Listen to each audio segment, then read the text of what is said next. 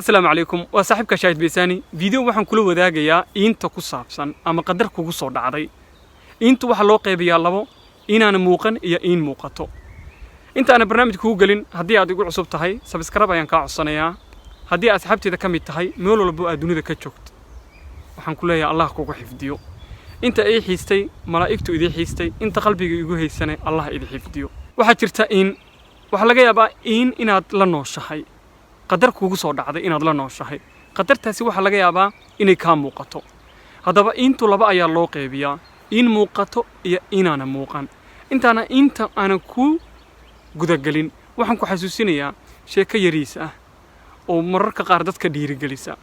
maroodiga xariga marka uu yar yahay lagu xiro baa marka uu weynaado xoogiisuna uu weyn yahay isla xarigaasi ayaa lagu xiraa sababtu waxa ay tahay marka uu maroodigu yar yahay xariga ayaa ka awood badan waayo xarigaas wuxuu damcayaa inuu gooyo laakiin ma gooy karo waayo aad ayuu u yar yahay markuu isku dayo inuu xarigaasi gooyo ee muddo ku qaadato uu goowayo maskaxdiisa waxa ka dhaadhacaysa inuusan xariga gooy karin marka uu weynaado xataa isla xarigii baa lagu xiraa asigoo awooda inuu lugta kaliya saan u dhaqaajiyo oo hadduu dhaqaajiyo xarigaasi uu go'ayo waayo xooga uu leeyahay waa la ogyahay maroodiga buusan dhaqaajinin waayo niyadiisa waxa ka dhaadhacsan in uusan xarigaani gooy karin waayo yaraantiisii buu iska dayay tusaalahaasi waxaan u soo qaatay haddii in ka muuqato intaasi aad waxyaabo badan ka celinayso aad isleedahay waxba ma qabsan kartid horta bilaadanka oo dhan qof walbaba in buu leeyahay intu sida hore kugu soo sheegana laba ayaa loo qaybiyaa in muuqato iyo inaana muuqanin inta aan muuqanin waa laga ducaystaa intaan muuqato qofku lixdiisa lixaad mid un ka maqan tahay ama wax un ka dhiman yihiin waxa ka daran inta aan muuqanin waxa ay tahay iimaanka waxaad arkaysaa qof dhameystiran qof dhan walba ka dhisan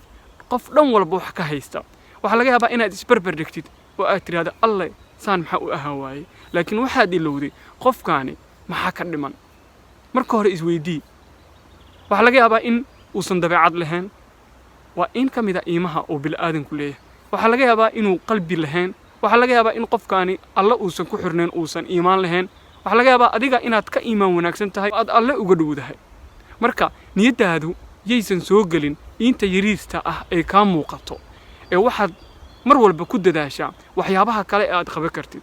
waayo maroodigu haddii uu xarigaasi